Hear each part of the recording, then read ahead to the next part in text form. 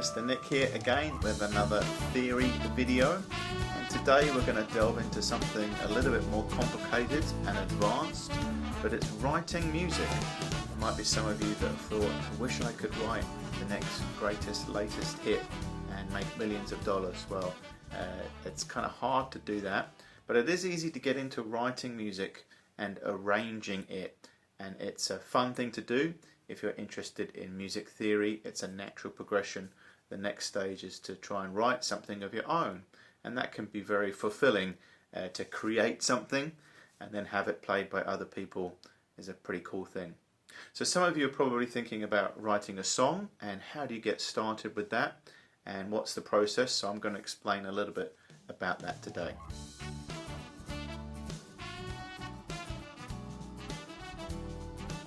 There are really two ways to write music, to approach it.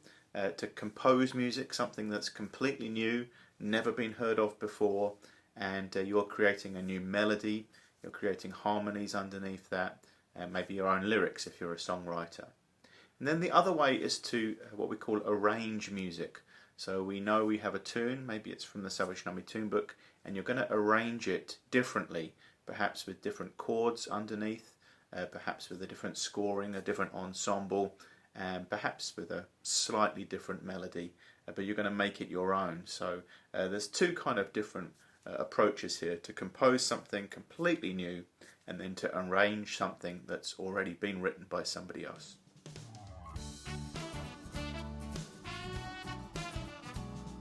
Now, the purest way to write a song, I'm told, is to come up with the lyrics first, and then find a melody, and then harmonize that melody.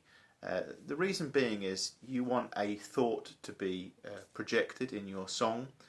You have something to say, maybe it's a Christian song, maybe it's a personal song, and so the lyrics have to come first, because that's what's driving the song. This is what I want to say, and then the music follows from that. Sometimes we create a melody first and then find some words that go with that melody, but it's sort of a more contrived way of writing, because now you're adapting what you want to say to how the melody goes, and it's kind of backwards. Often, I have to say, a nice chord progression comes first, and then a melody is adapted from that, and then maybe we find some lyrics that might just kind of fit that. Now, there are some great songs that have been written that way, with a great chord progression first. But if you want the purest form of writing a song, it's generally lyrics first, melody second, which is really important. Finding a good melody is hard. There are some songs that don't seem to have some melody, or an interesting melody, or one that's easy for a congregation to sing, for instance. Sometimes it sounds a little bit like this.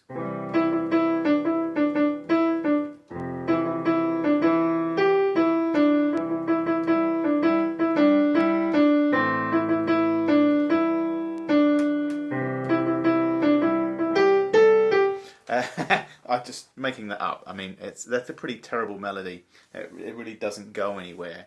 There are some lovely melodies.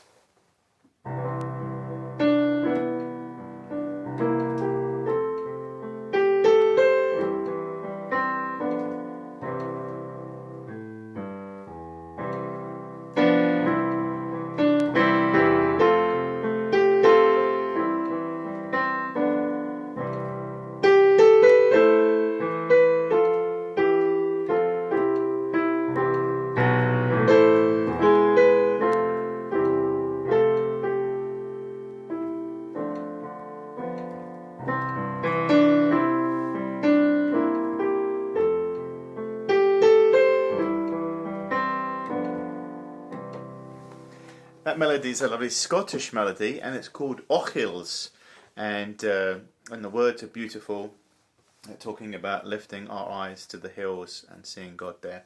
And the melody is written like this.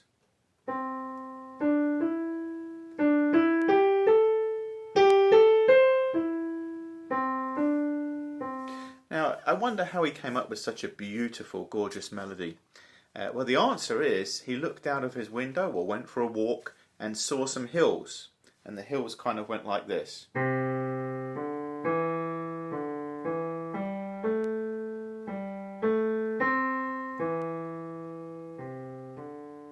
and then there was a valley. And that's how you get a beautiful melody. Sometimes it's just inspired by God, and it's a beautiful thing to listen to. Another melody that's beautiful, you might recognise.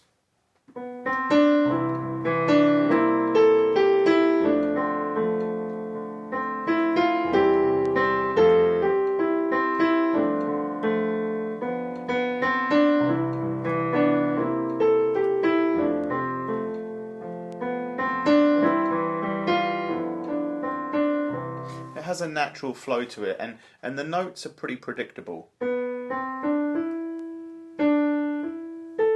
That's a tricky interval. And so the second phrase there kind of copies the rhythm of the first and takes it on a little sequence, maybe a little bit higher second time through. So melody writing can be quite good fun if you get the idea.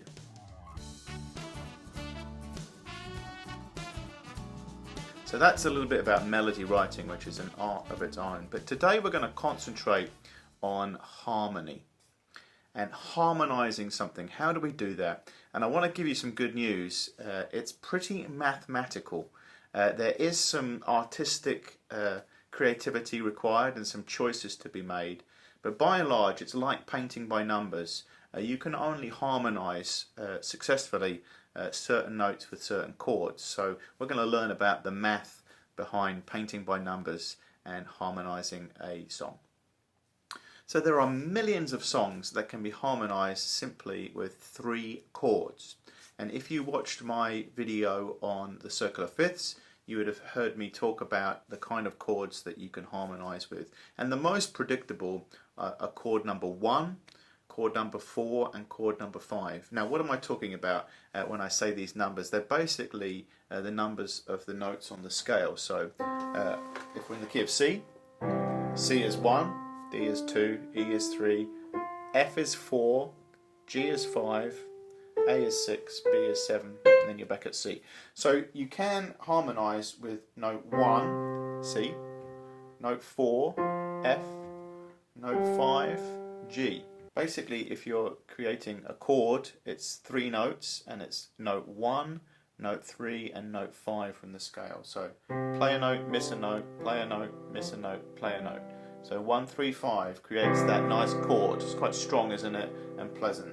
Chord C, which is chord 1, with a C, E, and G. We're going to use chord 4, which is chord F, and that has an F, an A, and a C in it. And then chord 5, which is G, and that has a G, a B, and a D in it. Chord 1, chord 4, chord 1, chord 4, chord 1, chord 5, chord 1, chord 1, chord 4, chord 1, chord 5, chord 1, chord 4, chord 1, chord 5, chord 1,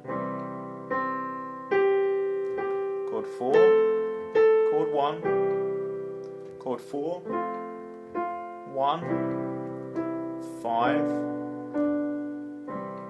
You hear a lot of pieces of music that finish with 5, 1.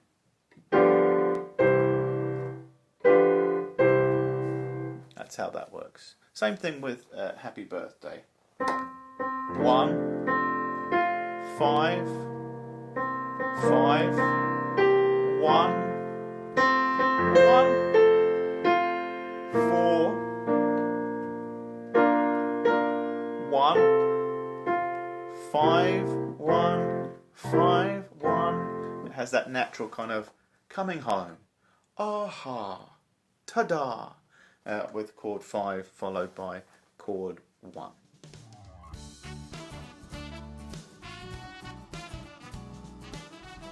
Well, you might ask me, how do I know which chord to play with which note?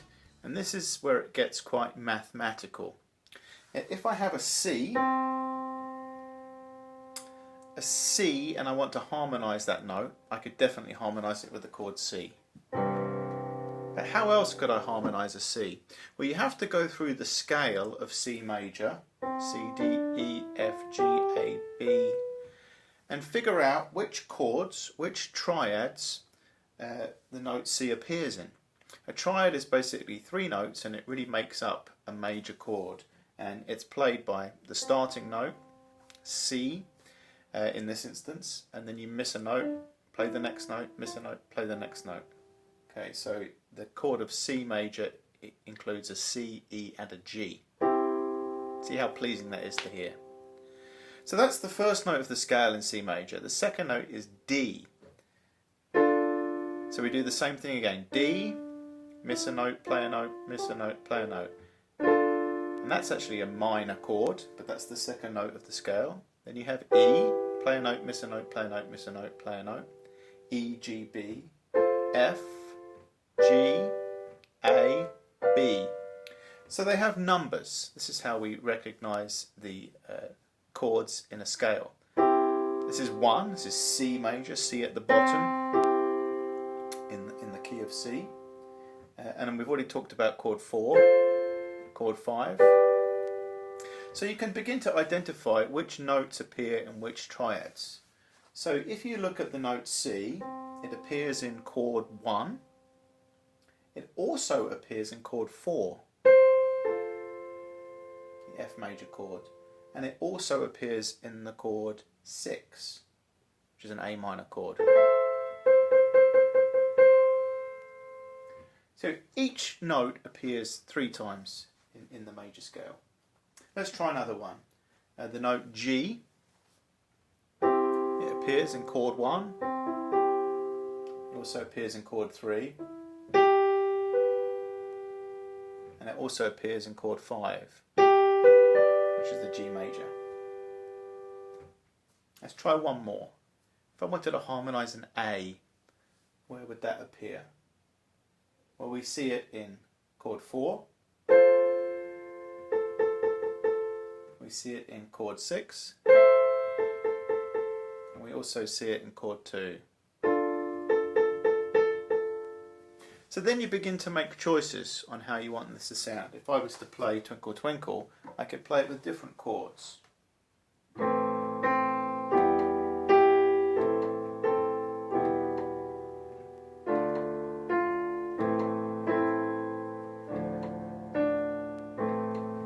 Now that doesn't sound happy like we know Twinkle Twinkle, so I've used different chords here based on what works, and it does work.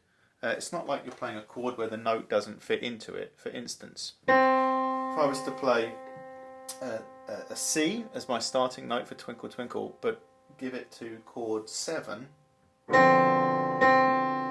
it doesn't fit in chord 7. There's no C in chord 7. There's no C in chord 5, so I can't harmonise the first note with chord 5. It kind of grates, it doesn't fit. So you have to find a chord where that note, the melody note, appears in the triad, and then you get to make some choices. And you might decide that you want to put it in the major key so it's a little bit happier.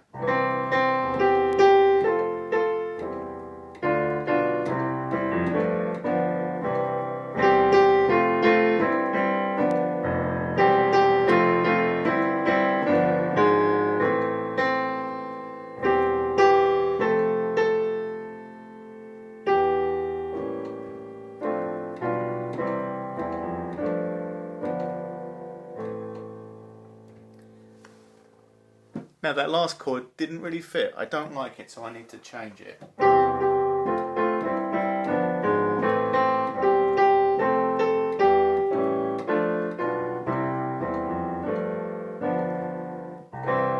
going to choose chord 1 because it's like coming home.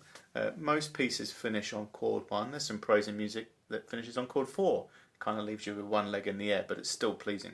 But most tunes will finish on chord 1. Often they'll start with chord 1, but you get the idea. So then you start to make choices. Which do I want?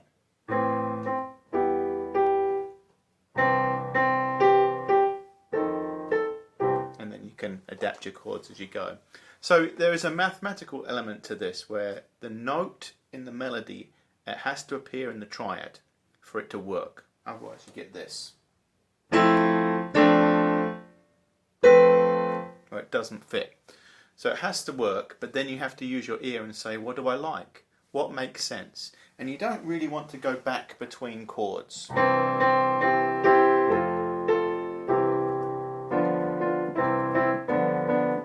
mean, it works fine, but it becomes a bit monotonous if you're going 1, 5, 1, 5 all the time, where there are other options.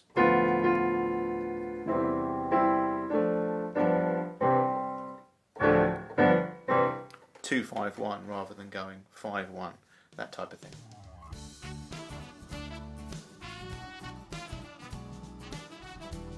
So when choosing your chords, typically you're going to use chord 1, we know that. You're going to use chord 4, you're going to use chord 5. Those are gimmies, and those are actually the major chords in a scale. There's only 3, 1, 4 and 5. You can also use chord 2, which is quite pleasant. It's a minor chord, chord 2, and 6 is a minor chord 2.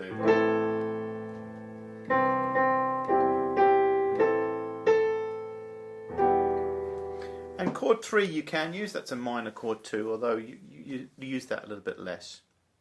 And we really never use chord 7. It's a diminished chord. It actually sounds like chord 5 with a flattened 7th, which is pleasant. But chord 7 on its own you would never really use. I'll give an example of a piece that utilises lots of these chords. Chord 1, 5, 6, 3, 4, 1, 4,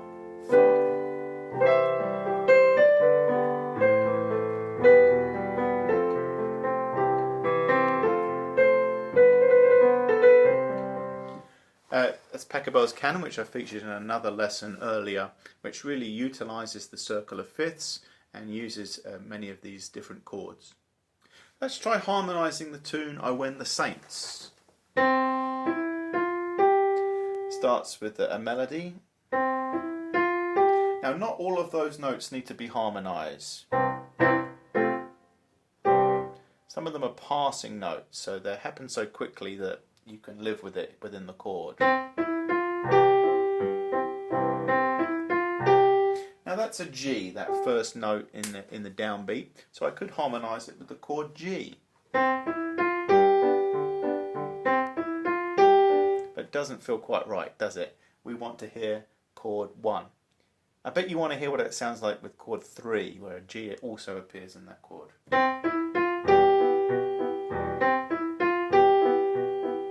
Doesn't really work. We like chord 1, don't we? Chord 1. In this part of the melody goes G, E, C, E, which is basically your C major triad. So I wouldn't want to try and harmonise that individually. It sounds kind of cumbersome and awkward. So you leave it on chord 1. Then chord 2, chord 5, chord 1, chord 4. Now although it starts G and then goes to an F, it's a pretty quick G.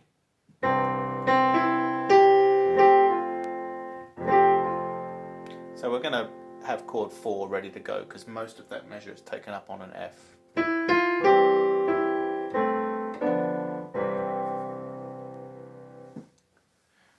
That's kind of an easy way to harmonise something using chords 1, 4 and 5 and sometimes 2 and sometimes 6. Let's try harmonising Twinkle Twinkle Little Star in our own way. So back to our C major scale, we have all our options here. The first note is a C. I suggest that we start in C major with chord 1. So you have choices here, you have a G coming up. That might be quite nice. That feels too angular, too strong, too soon. You could stay on chord 1. So you kind of have to make a choice on what you like. I'm going to try going to chord 3, I kind of like that. chord for an A? Maybe. And then you play around with it.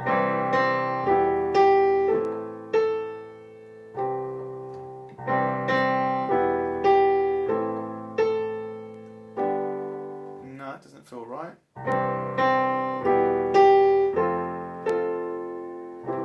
And then you settle on something that you feel works for you, feels right. There are several rules about harmony on things that you're not supposed to do, with parallel fifths and parallel octaves and stuff like that. But I find in using my ear usually tells you whether something is right or wrong, and you can hear it. It kind of jars, or it feels too blocky. You need other options.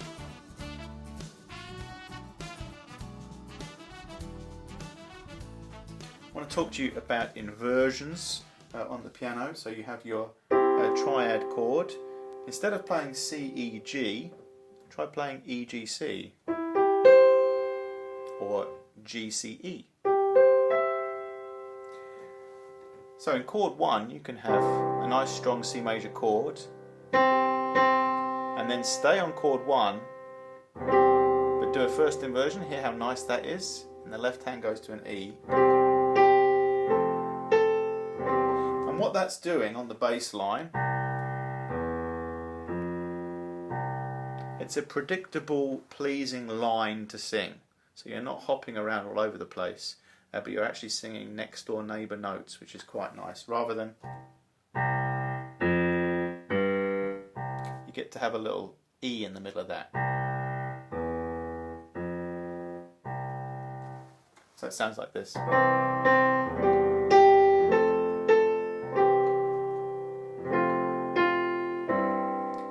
Hear that second inversion? I have a G in the bass, and there's my C major chord, and it sounds like there's some tension in that.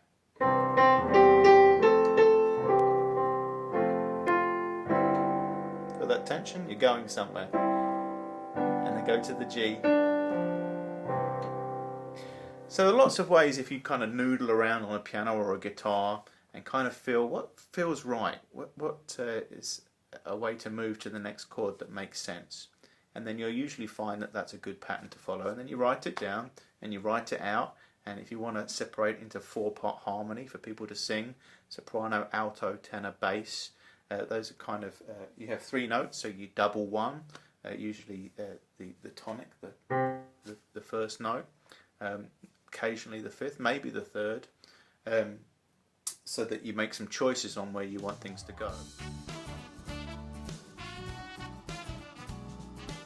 Really, that's how you would write for, say, a brass band, where you have your soprano, alto, tenor, bass, you have your cornet, soprano line, your alto horn playing the alto line or tenor horn, and then the baritone playing the tenor line, and then the tuba playing the bass line, and then trombones come in and out and add colour where needed, and euphoniums often have connecting 8th notes, or they double the melody, and then percussion does their thing at the back. And that's how a brass band piece is written, basically through these 3 note chords separated out to soprano, alto, tenor, bass, making sure that the melody note is represented in the chord that you're playing underneath. And then you can get more complex chord where you add 7ths and things like that.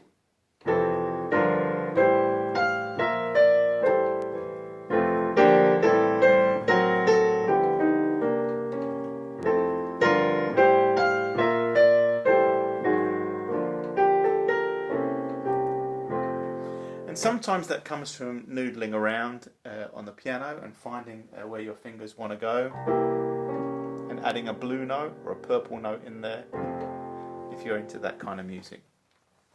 Most praise and worship music is pretty clean, where you're using chords 1, 3, 4, 5 and 6 for the most part, without those kind of blue notes in it. But sometimes if you like noodling around on your guitar or your piano, you can add some really pleasing notes to the chord.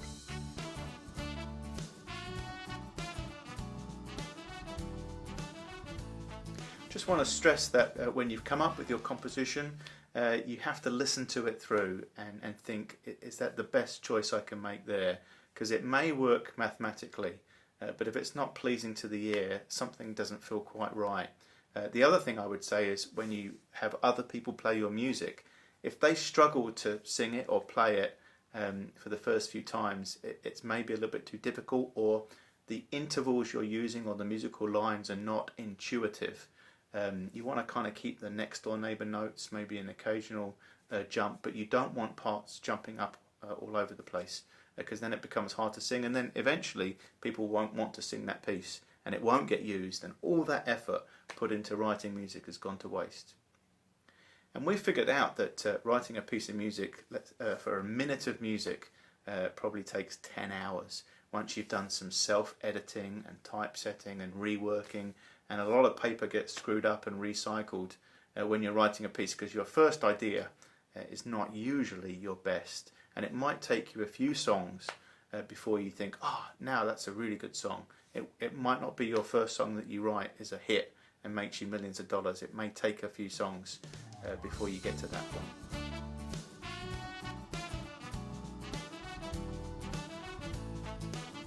Well, I hope this video has been helpful for those of you that like to write and arrange. I would encourage you to do that. One of the things that I would invite you to do, if you have a piece of music that you've written, or a song, or some words, or an idea, send it to me and I'll look it over, maybe put some red pen on it and say, have you thought about this, or I wouldn't do that, or what were you thinking? And then you can go from there. And that's how we learn, by sharing our music, having it played.